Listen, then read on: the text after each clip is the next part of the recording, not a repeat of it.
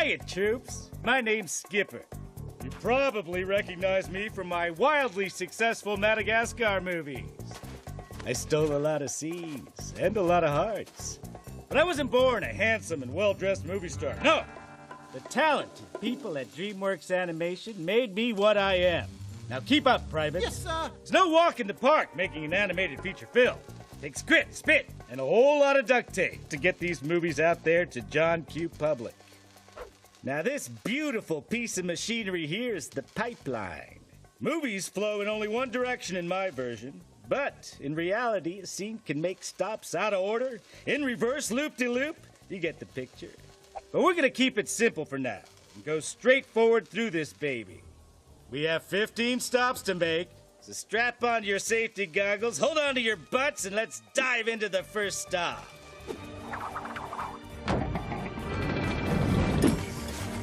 Commence operation, make a movie. First stop, story. Now, great movie ideas don't just jump into our laps. Some are completely original. Some come from children's books, comic strips, really just about anywhere. But here's some exclusive intelligence from the front lines. Madam Director? The director's role in the movie is to have the vision for the film so that the 300 or 400 people working on the film can all be working towards the same purpose. First, we have a script, but a movie is not just a script. We have to visualize it into the medium that you will see in the theater. And the first step to do that is to do a storyboard.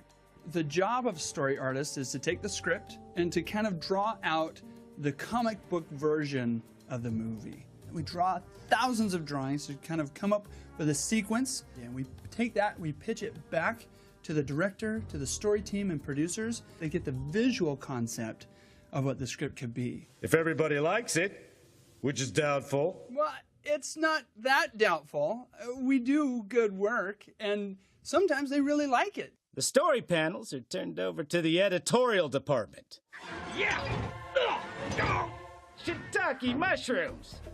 Editors cut the sketches together in a story reel, so the directors, producers, and executives can see a blueprint of the movie. Truth is, this elite unit has their mitts on the film throughout the entire process. How's it going there, editorial? You keeping up? That's right, Skipper. We take the storyboard panels and we build a sequence out of those.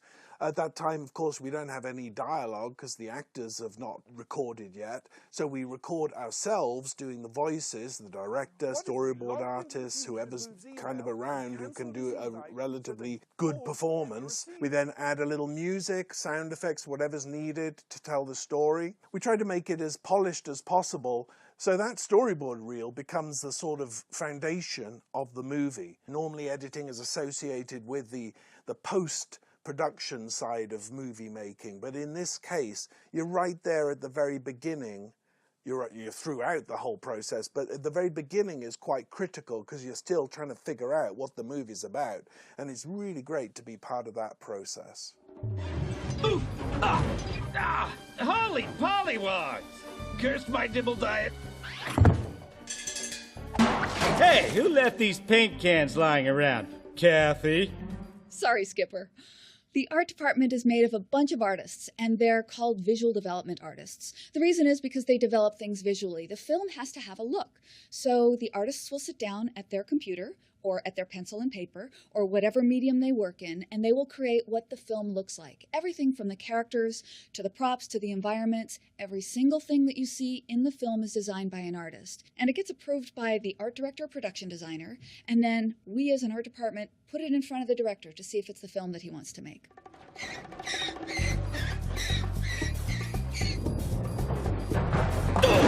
Now this, troops, is the modeling department. They have a tough job around here. Tougher than making a soup sandwich. Tell them what you do, Brian. Modeling, we basically build all the characters, the environments, the props. Everything you see in a film, it has to be built. It has to be created. We receive two-dimensional artwork from the art department, and it's our job to bring it into the third dimension, to give it volume. The other thing that we do is we create or we sculpt the characters. We get drawings from the character designers, and then what we do is we end up with an armature or a wireframe of the character, and then we have to basically sculpt that character and make it look good from every possible angle. I'm just held together with wires. That makes me feel empty inside. Now modeling hands off all their digital sculptures to rigging. Riggers, or character TDs, design how the character moves. We're essentially puppet makers. We place all of the joints, muscle, and fat underneath the skin. Hey, who are you calling fat? Sure, I'm a little chubby, but underneath is a svelte armature. And we make all of the skin deform, so every little wrinkle that you see, every facial expression, that's a control that we put in so that the animators can take this digital puppet and act with it. Now, I've been called a lot of things, but fat and puppet are not my favorites. So let's move onward, shall we? We'll slide into the surfacing department next. Coming out of modeling, characters, props, and environments are flat and gray. Yikes! Not my best look. Surfacing artists add colors and textures, making the surfaces look smooth and shiny like glass, bumpy and gritty like dirt, or slick and suave like a handsome penguin.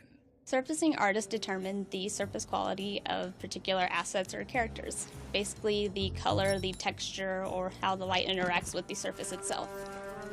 So we have a material library which is comprised of like metals, woods, plastics, and that kind of thing. So take metal, for example. It can have paint on top of it, it can have dirt, it can have rust, it can have scratches, various things, and we would add that. Flippin' fish sticks! There's my cheesy dibbles. I wondered where those went. Rough layout is where all the pieces start coming together. It's where the movie starts looking like, well, a movie. Rough layout is an interesting department because it comes sort of at the nexus point of pre-production and production. So we receive information in the form of storyboards from the story department and then recreate them in 3D space on the computer with a virtual camera, where we determine the cinematography for the film and the initial staging and blocking for the characters. So we're sort of the gateway into production.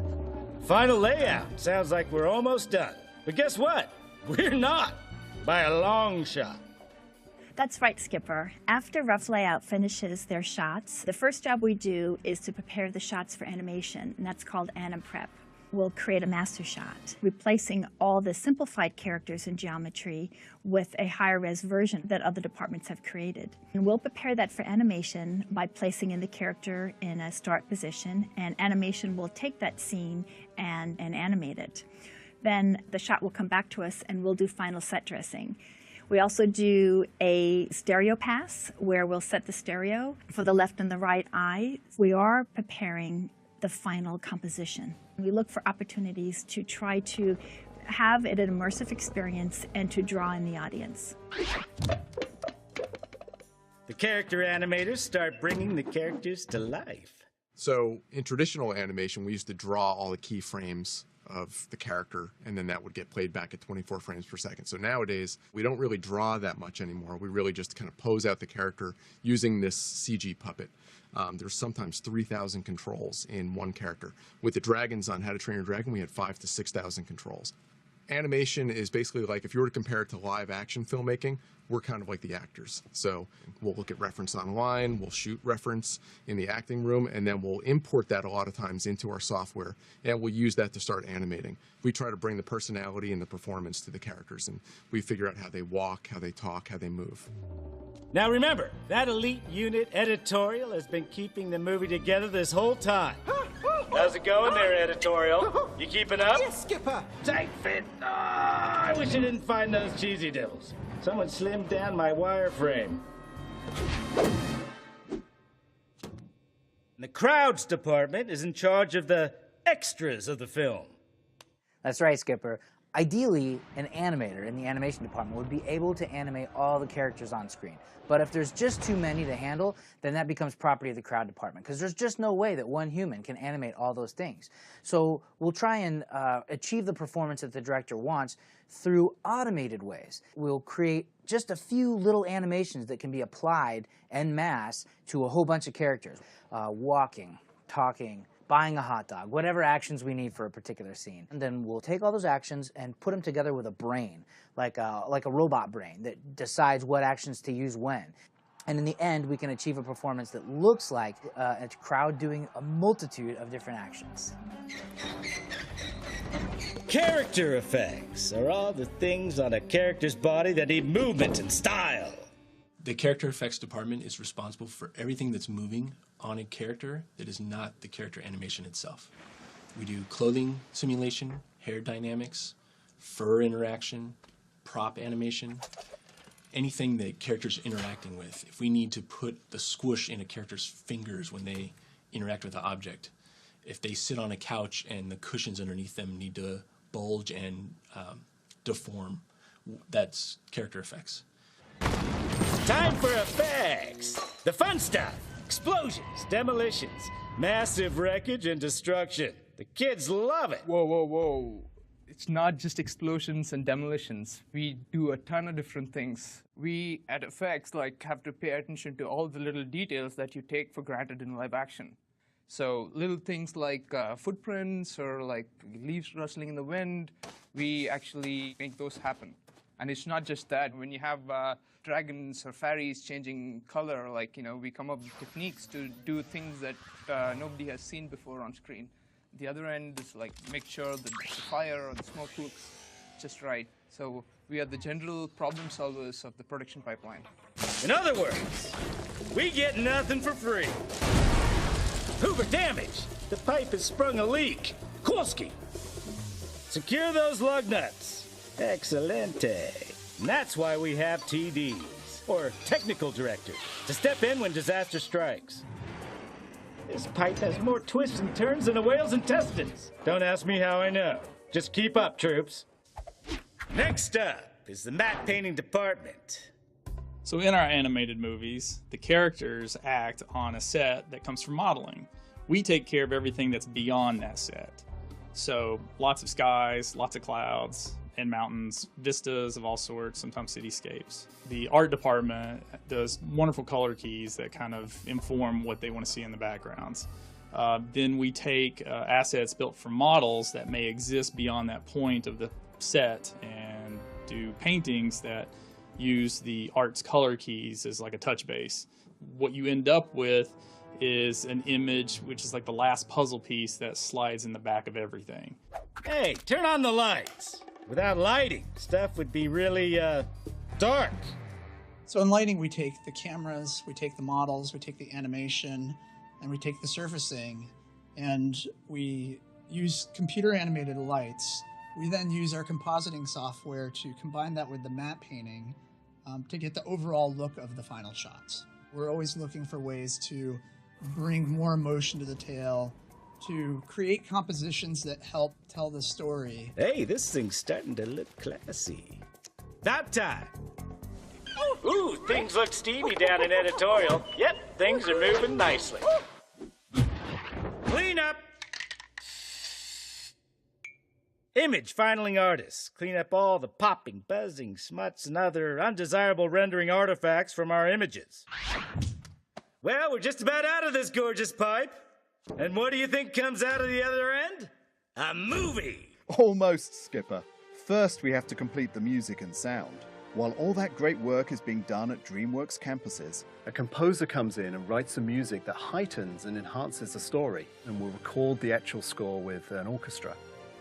Then the final mix happens, where audio levels, the equalization, the perspective and special treatments on dialogue are all mixed into the final version of the film.